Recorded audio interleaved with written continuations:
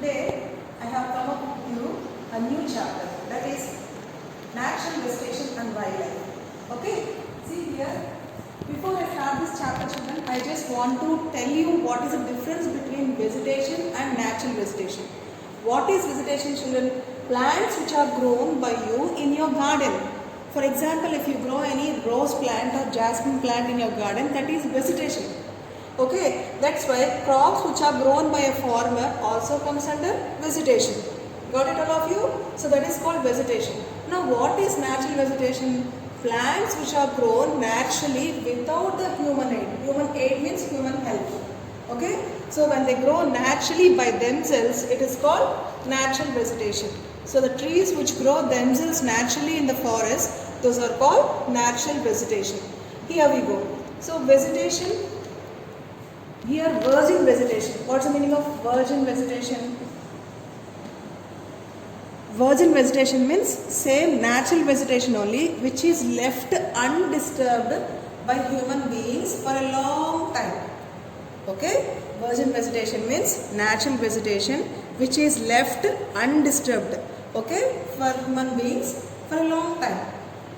It means if you do not disturb the vegetation, natural vegetation or forest for a long time, that kind of vegetation is called virgin vegetation. What's it children?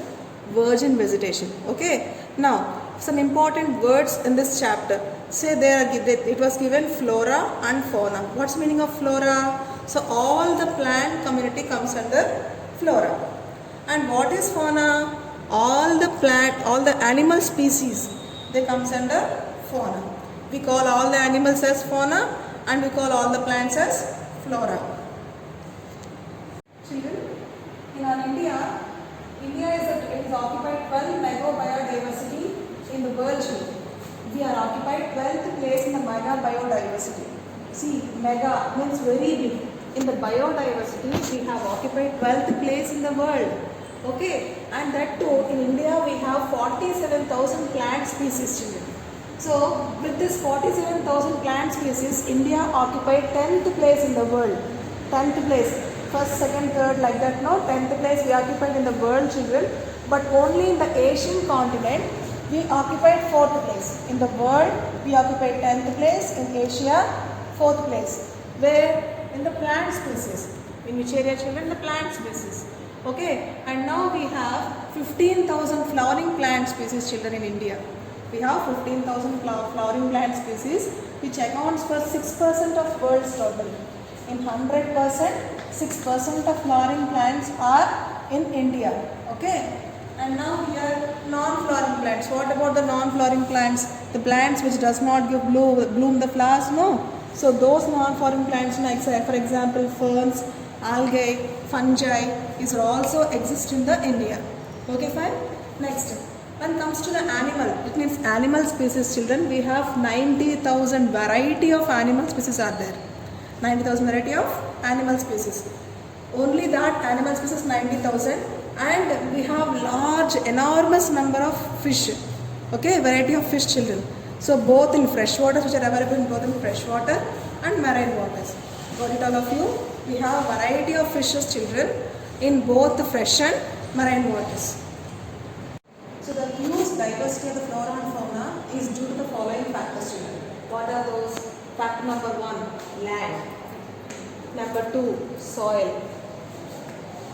Number 3, climate. So land, soil and climate. These three are the factors which are affecting the dens of the animals and variety of species of animals and flora also. Okay, so let's discuss them in detail now. First comes to land. Children, the terrain, the land, it means what, the topmost layer of the earth, how it will be. All the land is not level land, right? Some of the land covered with mountains, some land covered with plateaus, and some land with plains, and some with desert regions, just like sand, okay? So, the nature of the land also influences the type of vegetation. For example, if you take the desert region, children, there you can find cactus, acacia, some kind of dry bushes you can find over there. On the plains, the fertile land, plain land is a fertile level land which will be denoted or which will be given toward for growing of crops. Mountain regions, you cannot grow any crops over there. So here you can find alpine vegetation. Okay, so plateaus, we can find some amount of trees children, but they are stunty in size. So like this, the type of land also determines the variety of flora and fauna in that areas. See, I told you fertile land is denoted to whom? Agriculture. Undulating and rough terrain, for example, if you take the mountain, the surface of the mountain is rough, is not even like this. So it's rough, it will be like this. Okay, na?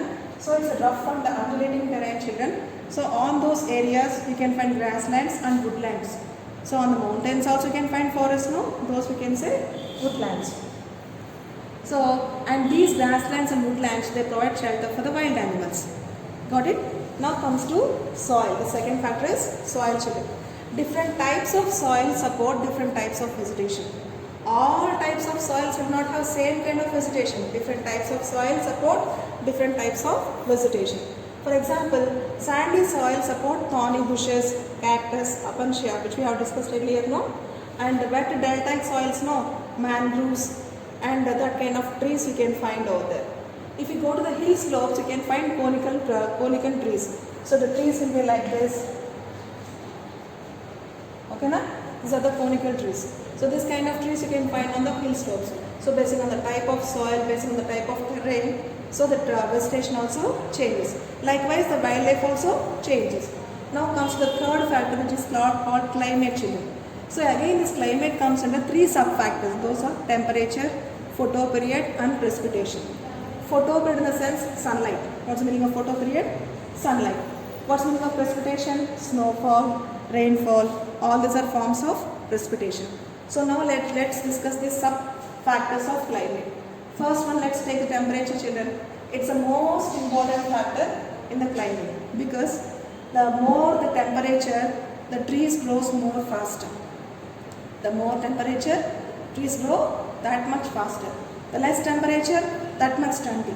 Because they prepare food, no? Because of due to photosynthesis, they prepare much food and they grow faster. So if you go 915 meters above the sea level, temperature falls. Temperature falls. That's why this vegetation also changes based on the height of the elevation of the land. See here, on the plains, on the level land, you can find tropical forest. If you go a little bit high, the vegetation changes from tropical to subtropical because the temperature also reduces. I don't know, as one who goes above the sea level, temperature falls. Okay, here the vegetation will be subtropical or temperate vegetation. Again, still if you further go high, you can find alpine vegetation. Alpine vegetation is only blades of grass, moss plants, lichens you can find over there. So the vegetation also changes based on the amount of temperature they receive. Next comes to photoperiod children, sunlight. So sunlight also vary based on latitude, altitude, season and duration of day. So these are the four important factors which supports the photoperiod. Okay na? For example, near the equator children, sun's rays fall vertically.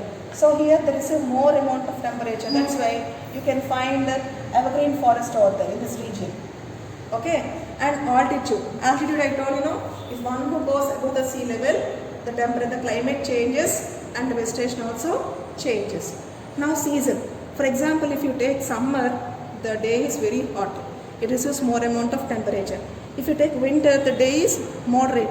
It receives less amount of temperature. And the last one, duration of day. You also observed that summer days are longer, but winters days are shorter. So the longer the day, the more the growing season. Okay? And the last one, precipitation children. Precipitation in the sense I told snowfall or rainfall. So we usually, India, we get rainfall from southwest monsoons and northeast monsoons. I repeat, India receives rainfall from southwest monsoons and northeast monsoons. So the areas where they receive heavy rainfall, you can find thick forests over there. Okay? The areas where they receive heavy rainfall, you can find thick forests over there. The areas where they receive moderate rainfall, deciduous forests you can find over there. The areas which receive less amount of rainfall, cactus, acacia, desert vegetation you can find out there. So these are all the children? Factors of natural vegetation and wildlife. Thank you.